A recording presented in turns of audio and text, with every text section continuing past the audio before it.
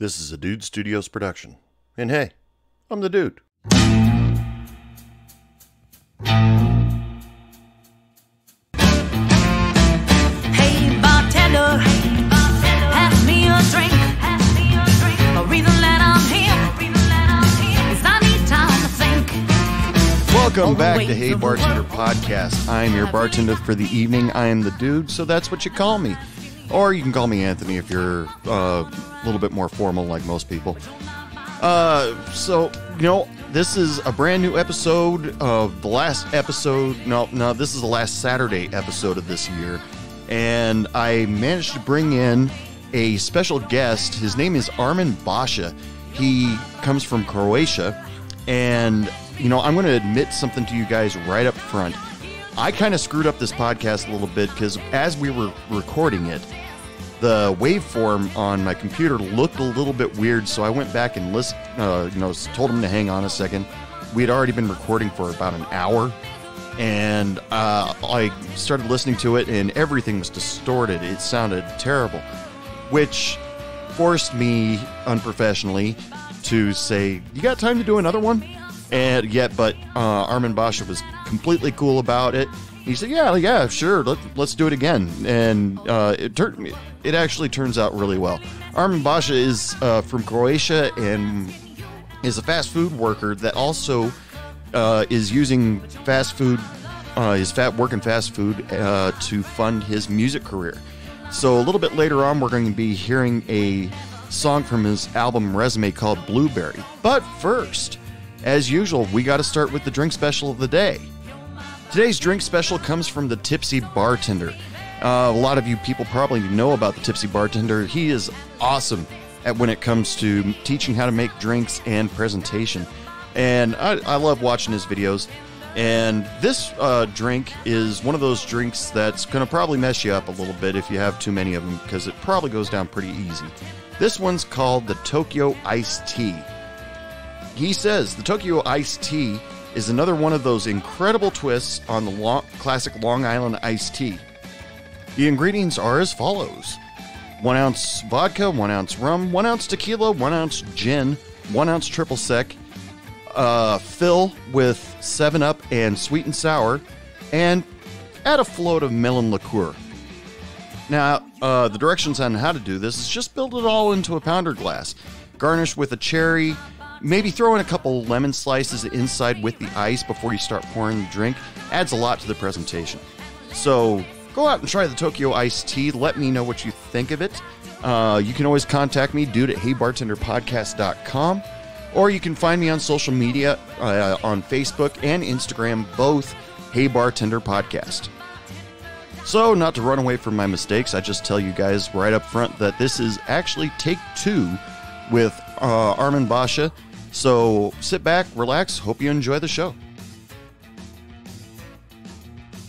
Yeah, that was a real bummer. So I'd like to tell my podcasters that this is actually take 2 because I found out there was a little bit of a problem with the recording.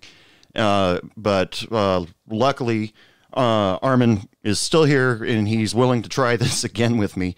So let's start from the beginning as if it never happened. Armin, welcome to the show. Thanks. Great to having me here. Anthony, that's right? That's right. Okay. Yeah. Okay. All right. Hang on. Welcome to the show. Tell us, why don't you take a minute, tell us a little bit about yourself. My name is Armin Basha. I am a musician for over 10 years now, as well as I play guitar for over 10 years now. I am a producer, also producing some stuff myself and doing some services for other people now and then. And I'm living now in Zagreb because I think a bigger city is a bigger opportunity for music. Is that big? Well, you're from Croatia. And yeah. So the city that you just mentioned, what was that again? Zagreb. Yeah. Is that like the music central for Croatia? Like around here, like Seattle, Los Angeles, New York? Right now I can tell that it is, but some 20 years ago it was Rijeka. Everything happened in Rijeka. There was a huge rock scene there, and it's remembered for the city of rock. Some people called it, I believe, the Croatian Seattle or something like that. Oh, okay. Yeah. But as time went on, and passed by, it just, I don't know, that there are still awesome musicians there in bands, but I have the feel they are only promoting metal music and punk music, and I just went to Zagreb to find much more genres as I make many styles and music, you know. Sure. So you told me in in the previous version of this podcast, yeah. I'm going to make jokes about that because I don't mind telling my listeners, about my mistakes and stuff like that. Yeah. In the previous version of this podcast, you told me that you pay your bills by working at KFC so you can support your music.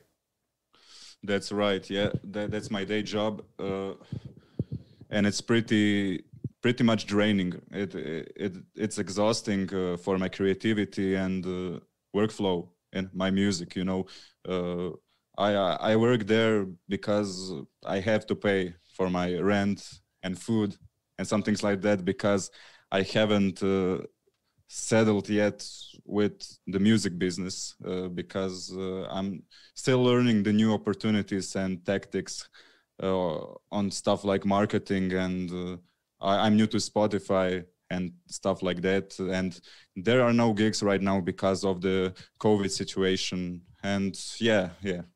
So how is the COVID situation in Croatia right now? Is everybody staying safe? Are you back in quarantine or? Yeah, we are back in a kind of lockdown right now, but it's not as huge as the first lockdown in March, where they closed down everything for 2 weeks, like public transportation, clubs, everything. Now they're just closed the clubs, which is lame, but the buses and some restaurants make delivery, so it's pretty much fine, but it still sucks because there are no gigs to go on or stuff like that. And, you know, I hope that they're going to release the measures as fast as possible. Of course. It sounds like in Croatia, it's exactly the same as what's going on out here in America, just because a lot of the bars either are closed or they have limited seating. Clubs are closed. For some reason, they feel it necessary to keep the gyms open. I flat out don't understand that. But it sounds like exactly what's going on out here, because we can't all go out and do exactly what we want just because we have to wear a mask or we're trying to limit the contact between other people. In Croatia, the gyms are also in Croatia the gyms are closed, but you know, the churches are open, and many people joke about, let's move our gym equipment in a church. And I think somebody actually made that and ended up in newspaper, like you know, the churches are open, I'm going to work out at the church, and it was pronounced a scandal. Yeah. Okay. Crazy. Yeah, it definitely is.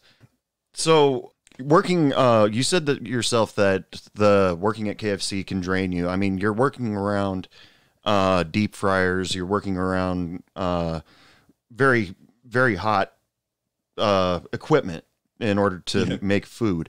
Do you find it hard while working around that type of stuff to find inspiration for, or do you actually find inspiration while you're working? And because I asked you before, when you do you find yourself, you're sitting there, you're separating the chicken, and all of a sudden you get this great idea for a riff or lyric or a beat or something like that? Do you try to keep it in your head the whole time until you're able to get home and actually write it down or whatever? Does that ever come up?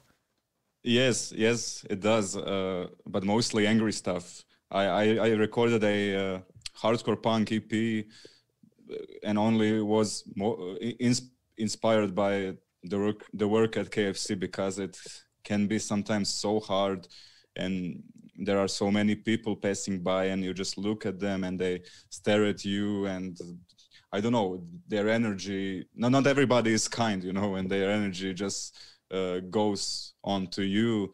And yeah, mostly the angry stuff, but also some nice melodies, you know, like I work now at the second restaurant in my career, so-called.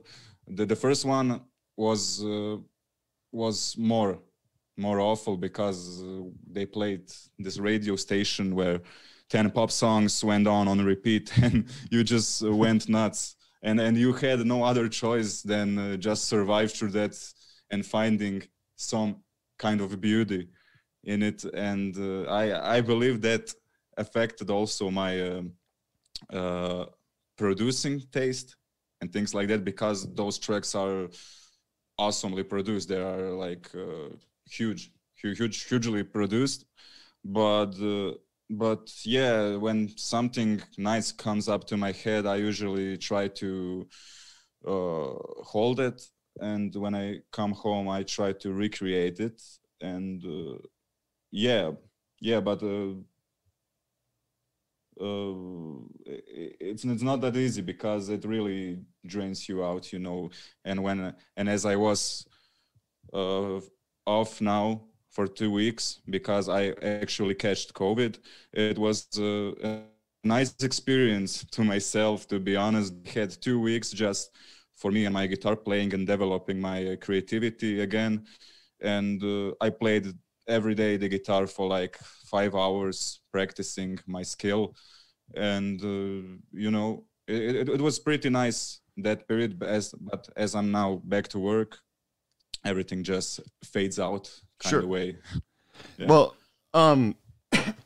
as I've said multiple times, I've talked to a various amount of people who have had other aspirations for their lives, whether they wanted to be an actress or they wanted to play music, or in some cases, some people were using working in the service industry as a way to have the time to go to school and get their like realtor's license or something like that.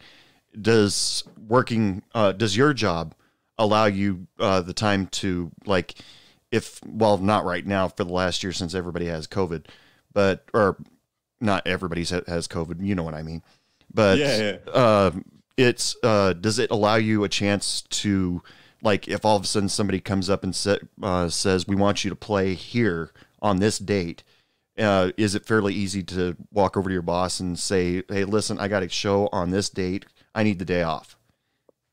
It actually is, because you can plan the schedule every week. I mean, they plan the schedule, and you can come to them like for kind of wishes how to organize this schedule. And I did 2 gigs before the COVID, as I worked at KFC, and they gave me every time that night off, or the other day, and that day where I was supposed to play, I was in the morning. So that's pretty much easy, because it's flexible. Yeah, I think I have a plus by working there for that.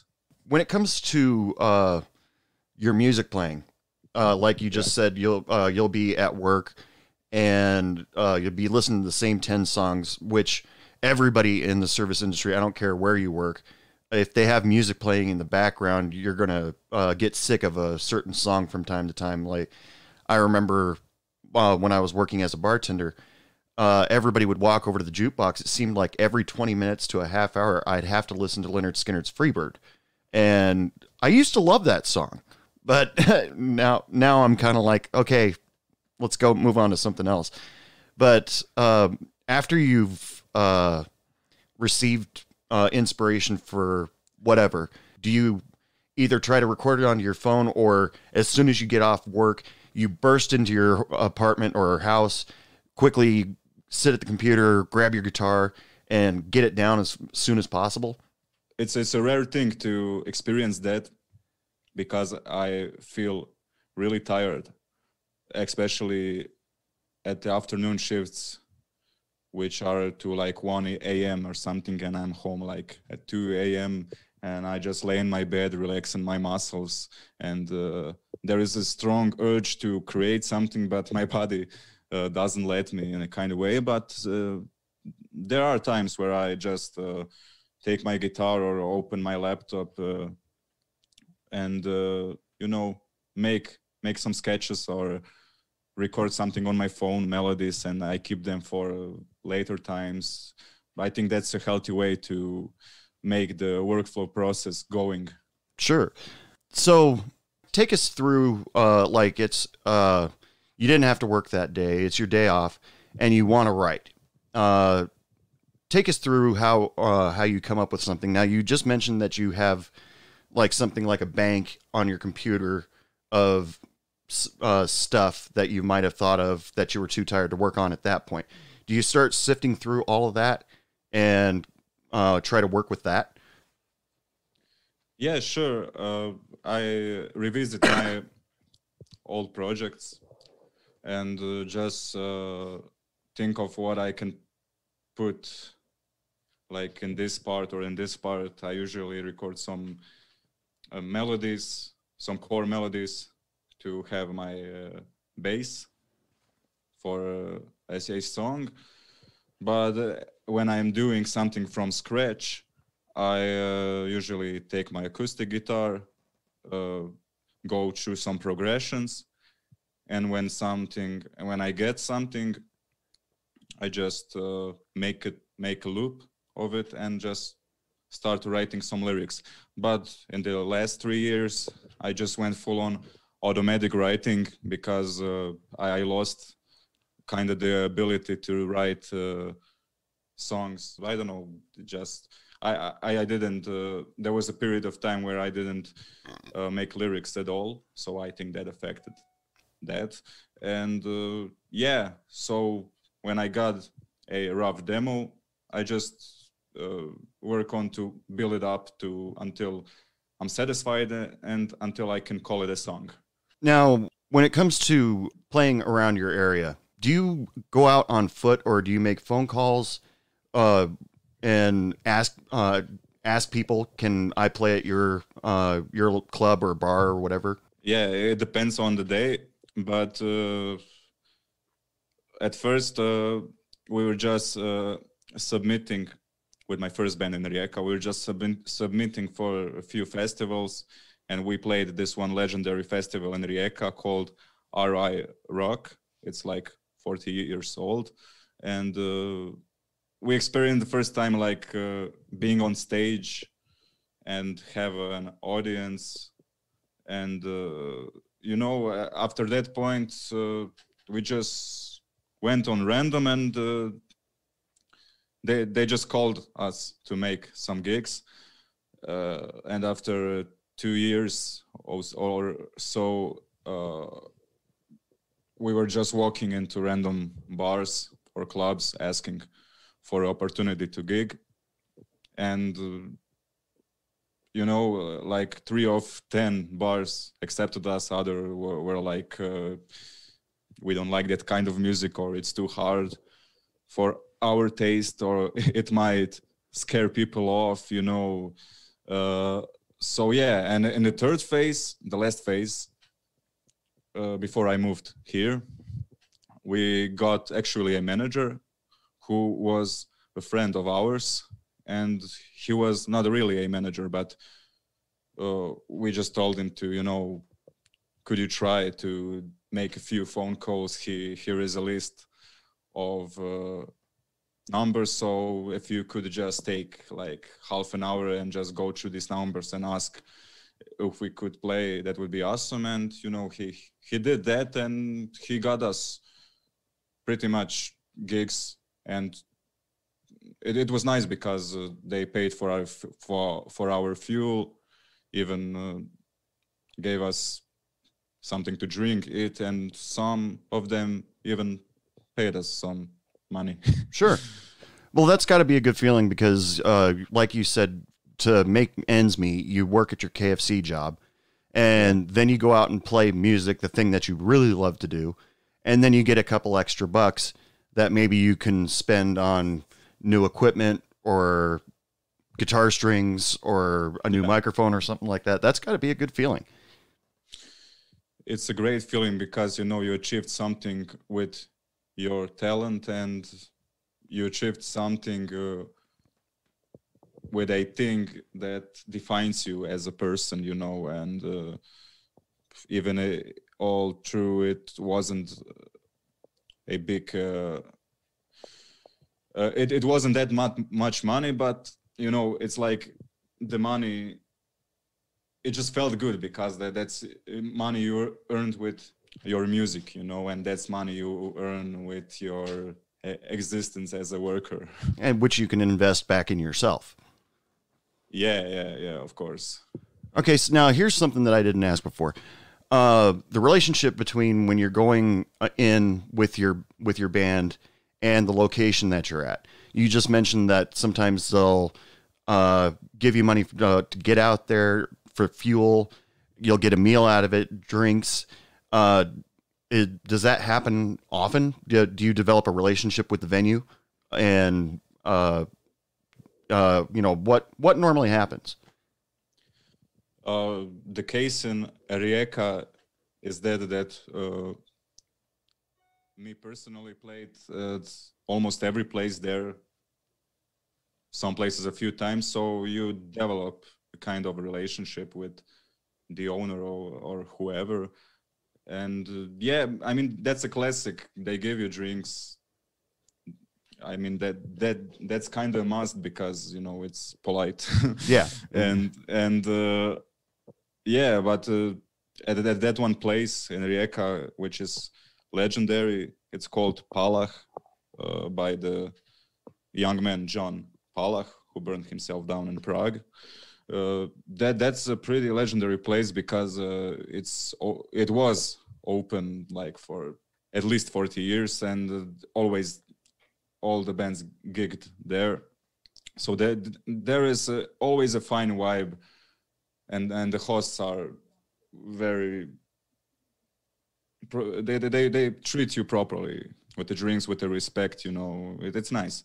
Yeah, I've played a few gigs, and they basically for payment was a couple free drink tickets, and then that was it. But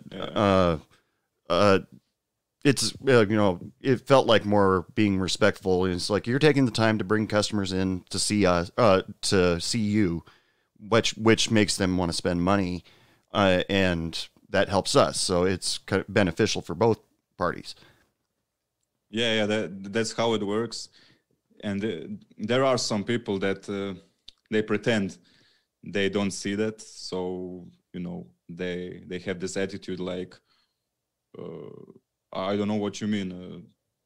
People are coming every time in our bar and spending money.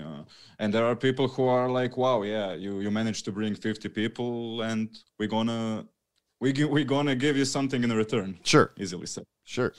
Do you, when you go out and play shows, do you tell all your friends, your coworkers, is that we're going to be playing here at this time? Please come. Yeah, and we tell our friends that they tell their friends to invite them, and you know, at the end of the day, a bunch of people show up, and some of them you know, some of them you're not, and these new people usually become your new fans. So it's nice, you know. And when you gig like for 2 years, you see the numbers increase of people showing up at your gigs, and you know, if people just start to sing your songs, and that's a pretty nice feeling. Oh yeah, I'm sure it is. So, like we were talking about before, like I'm sorry, people. This is take 2. But like we were talking about before, we talked about how when you pick out a venue to play at, I'm sure you're being as choosy about where you play as much as they're choosy about you playing there.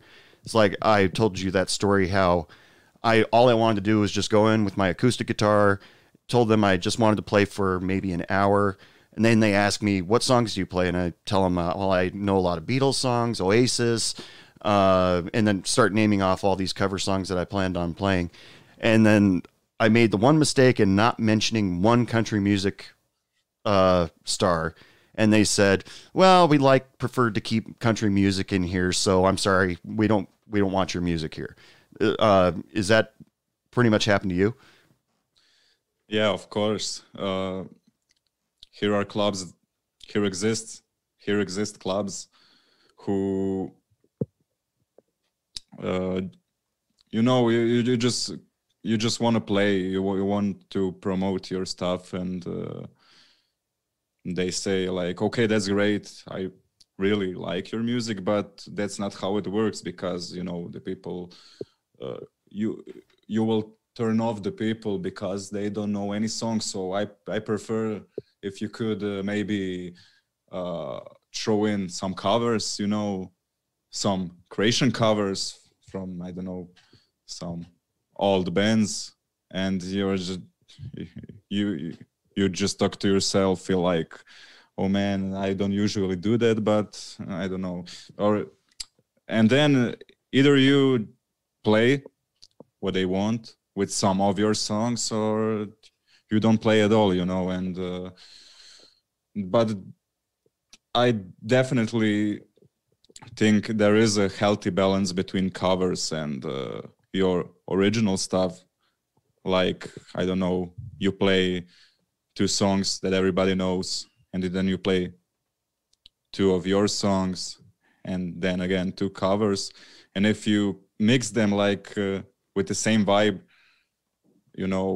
people won't notice that the second 2 songs were yours. So after the show they come to you and they ask you, whose song was that? And you're like, that's our song. Oh yeah, it sounded pretty nice, and then they become curious about music, and they can eventually turn into a fan. Yeah. Oh, with the invention of social media and live streaming and stuff like that, there's a lot of websites out there that allow independent artists such as yourself to reach out a lot farther than what it used to be. Like I told you about my friend who he would play his original song, and people would run up to him. This is back in the early 90s. Run up to him and say, hey, I love that song. How do I get it? And their only option is, come and see us again and hold up a tape recorder. That's the only way you're going to get a copy of this song at this point, because they didn't have money for a recording studio or to get copies of the single or anything like that. But now, after, like, say you played a show and somebody said, I really like your original stuff, where can I find it? You can actually point them to the internet and say you can get a good copy of it right on Spotify or SoundCloud or whatever. That's got to help you out a lot. Yeah, the great thing about the new age music industry is that you don't have to have a label or, I don't know, a manager. You can do those things all by yourself. I mean, like the marketing and producing and stuff, and you just upload it over a distributor on Spotify, on all platforms, and as more you just promote yourself, the more audience you get. And before you had, I don't know, pay this person to do that job, pay this person to do that job,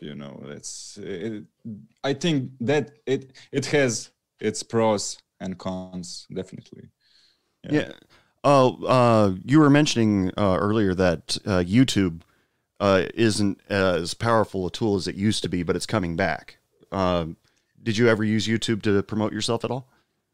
Yeah, I have my YouTube channel as long as I make music, and I uploaded it since ever on my YouTube. But I think that now sites like Spotify and Apple Music and this kind of stuff is much more, has a much more impact on the people who are listening to music than YouTube. You know, when Google bought YouTube, it was just all about music, and now I think it's not that strong as it used to be, but it's a great tool to upload your music videos and stuff like that. But Spotify is, I think it's a new great thing. I mean, it exists like for a long time now, but I don't know. I didn't see people use it as much as today or the last 2 years. Sure. Back to the COVID-19 thing. Now you mentioned, well, this is pretty much just a something helpful for my fans, some people who may be afflicted with COVID-19. When you caught COVID, you actually took that opportunity to work on your creative juices and start writing again, because you had 2 weeks basically to get better. But you didn't lay on the couch. You weren't depressed. You didn't binge watch, TV for hours on end. You actually took that opportunity to write some music and get something done. Can you tell us how you did that? Because I'm sure a lot of my fans out there are sitting there, sitting on their couch going, "Oh God, I got COVID. What do I do? I'm not making money. I can't go to work." Tell us about your experience. Yeah, I catched it on. I realized that I was feeling sick as I came to my morning shift, and I had fever, and I went back home. And the first day I had high fever and a strong headache. The headache lasted for like 3 hours. But after that, I just felt weak. But I felt great that I could dedicate the time to practice my guitar and to think of new ways to market my music. And I worked on my music every day for the 2 weeks, and for me it was a great experience. I know that some people it affects them worse than the others, but in my case it was just a break from all that exhausting work and going back to my practice and surrounding myself by music and new knowledge and experience. Did you happen to come up with anything, like you said you had a lot of time, you weren't thinking about work, and did you all of a sudden your creative juices just really started going? Yeah, that's right. I didn't feel like that. A long time. I came up with an idea to maybe make a one-man band grunge project, and I recorded some riffs on my phone, and I would say that they are solid. They have a form. It's not as that random as it would be in that time when I worked and came home and was tired, and I don't know, it was, I know, I mean, it was great, my mind was focused, and I kind of meditated in my head while playing, and just made up my mind over some decisions in life that may affect my life to get better, Mm-hmm. That's really great that you actually used that opportunity to better your art, because like I said, some people just fall into a hole and wonder, am I going to make it out of this? Should I be doing anything? And just getting depressed, and that happens all the time. But I'm really impressed, and I admire you for taking the opportunity. Well, I'm sitting here. I might as well work on what I love. So I really admire you for that. Thank you. I respect that. Yeah, I'm usually find myself depressed when I work until late hours, and I just wake up the other day at 1 p.m. and go back to work at 4 p.m. and the cycle just goes on and goes on, and it's messed up. It makes me feel good just to know that I have money for the basic things like food and rent, and that's all. But I really didn't felt such relief when I had COVID. Right. Okay, so back to when you're playing clubs. For some of my listeners who may own a club or are looking to start bringing in live music into their bars, what do you look for when you look at a venue? Well, the looks of the venue doesn't concern me as much as some of the rules some owners make up, or they practice those rules, like, I don't know, no crowd diving, crowd surfing, and no jumping around, some of these things. But we were not as concerned with these things like usually people would be. So I don't know, the last gig I did with my last band before I went to Zagreb, the singer who played bass, he just smashed the bass on the wooden stage because he didn't care for the rules, I mean, very Pete Townsend, the Who type of motion. Yeah, I mean, some rules are okay, but I think that they are pretty much overdoing it in some cases. Do you develop any kind of rapport, or do you become friends with the places that do let you play so that you can come back and play eventually? Yeah, sure.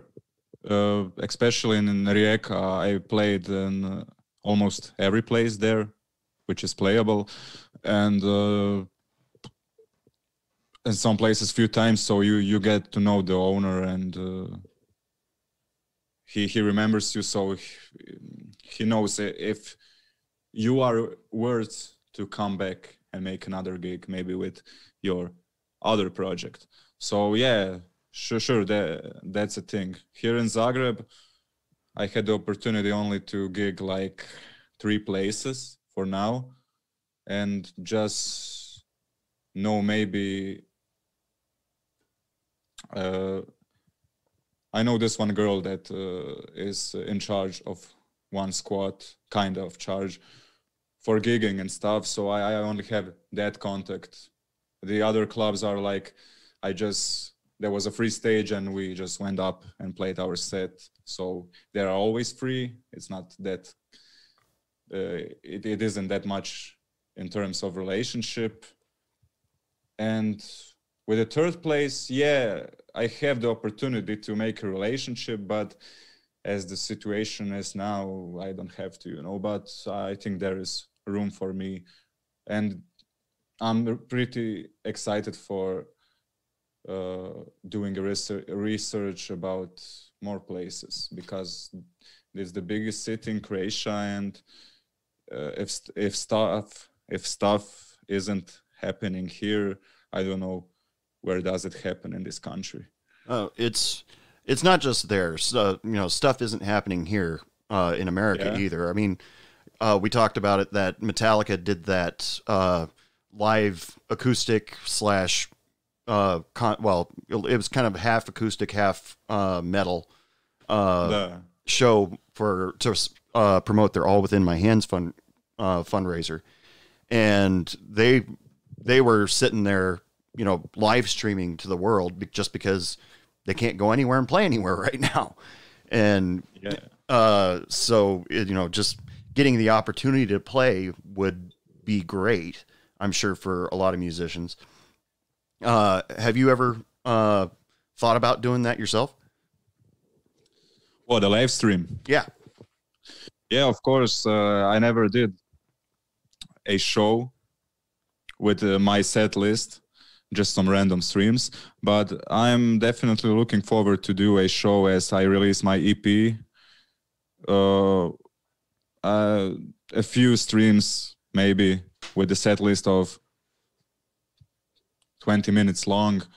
And we will see how it will look like, because there is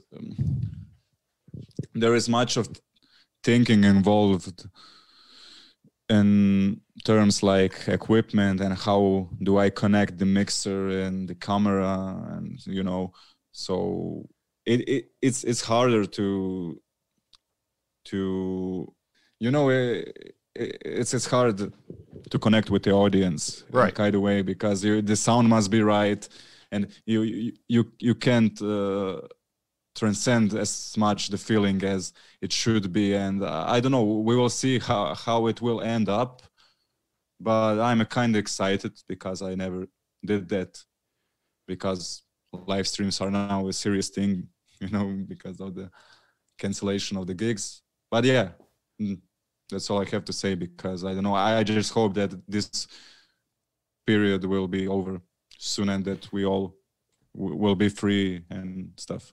I have to agree with you, because it's completely different feeling when you're playing live in front of a bunch of people and then live streaming, because you're not receiving the energy from the audience. You're just kind of just playing. It's almost like a rehearsal. And right. So doing a live stream is, you know, might be a good way to get it out there, but it's not the same, is it? It's not the same at all, because you can't interact with the audience.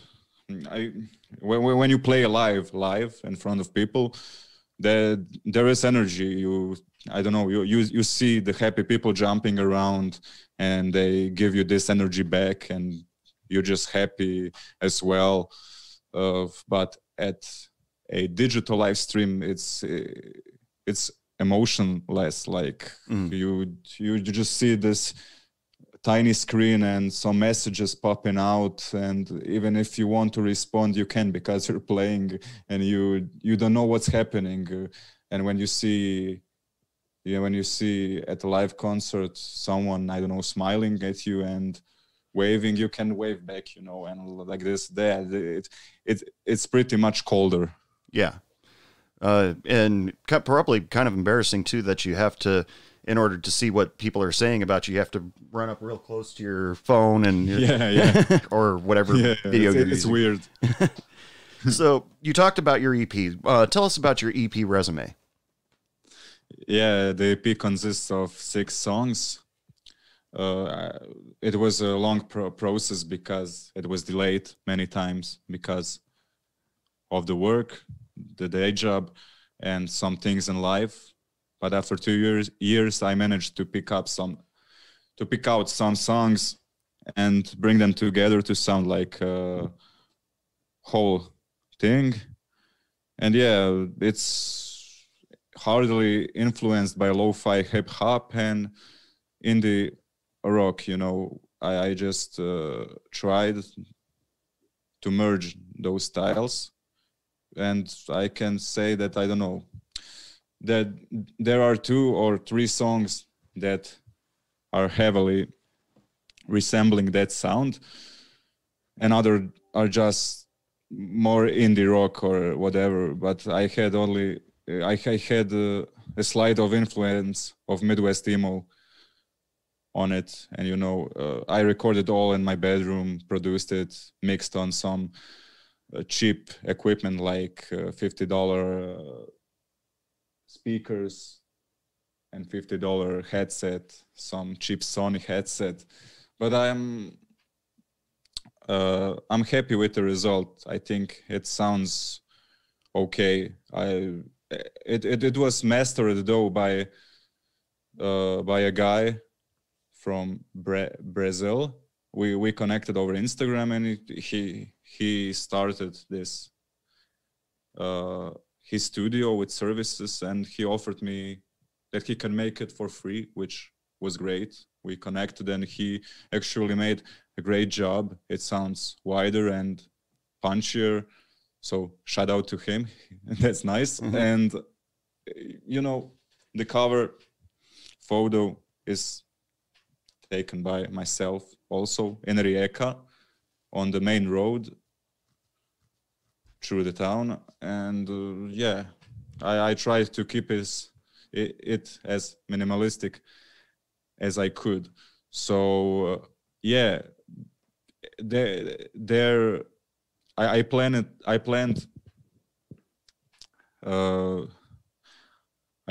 to involve much more songs on it, but the time was running out, and I usually don't rush things, but this was a 2-year period, and I said, okay, that's enough. So I will release that and move on to another project, another thing, I don't know. Well, so yeah, I recorded also a music video by a friend who studies video, and I hope he will finish it as soon, but without no rushing, of course, so I can put it on my YouTube, and people may like it, I don't know. Well, I've listened to your album, your EP, and you should actually be very proud of yourself because it does sound great. Thanks. It was well produced, and being a independent artist, you set your own timetables. You can pretty much release stuff whenever you want. I've seen some artists on Bandcamp release like a song a month or something like that. But the stuff that you put together for your EP resume is very good.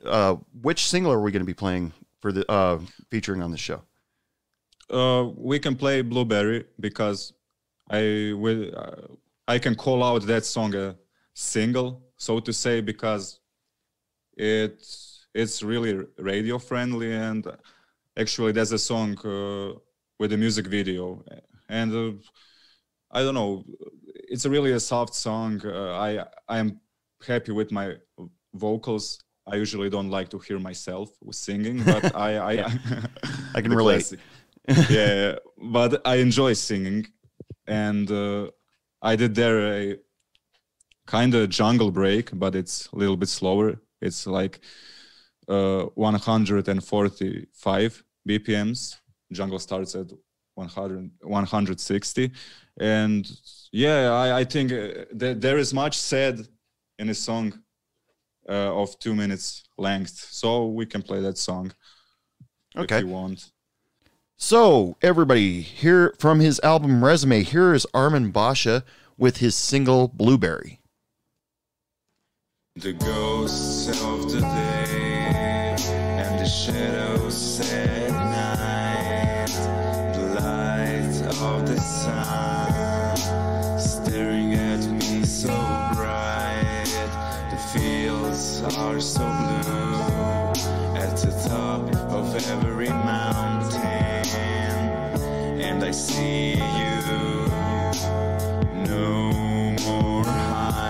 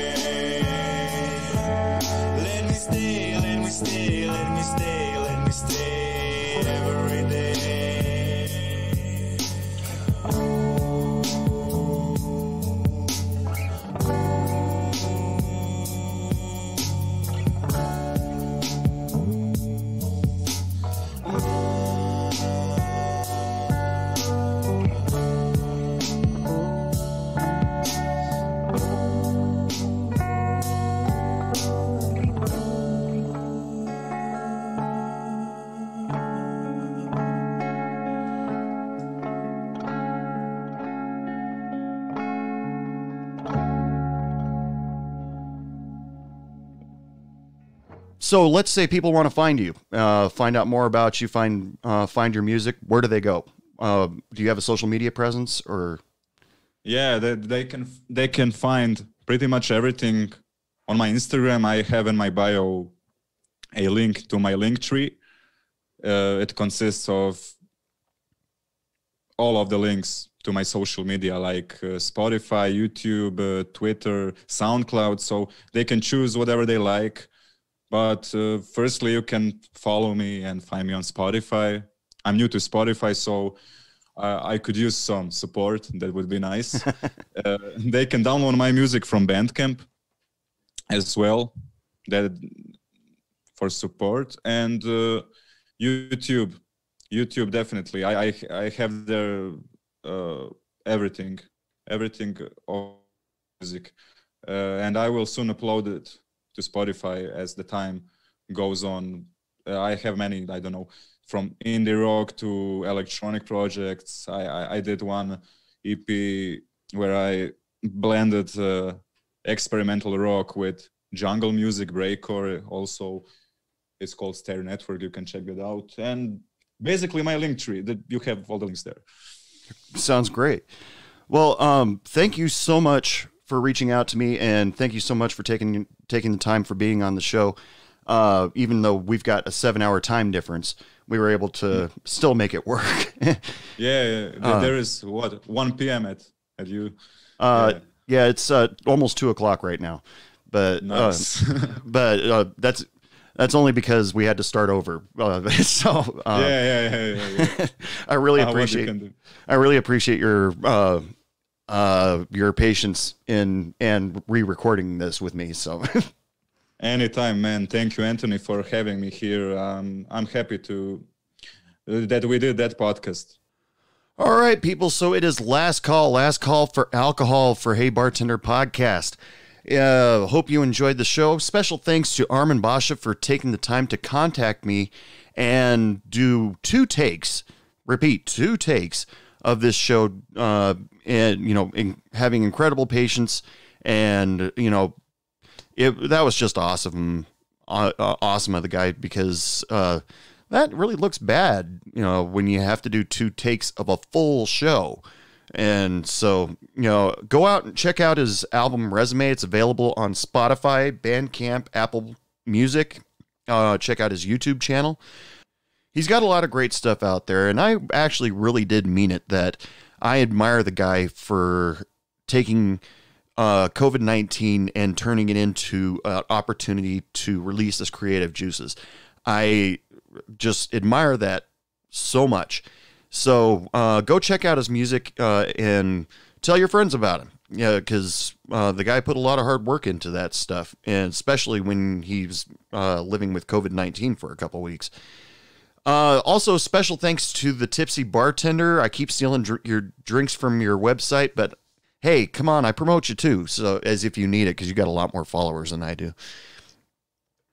Remember, people, if you want to contact me for any rhyme or reason whatsoever, all you have to do is email me, dude@heybartenderpodcast.com, or you can reach me on both social medias, Facebook and Instagram, at Hey Bartender Podcast.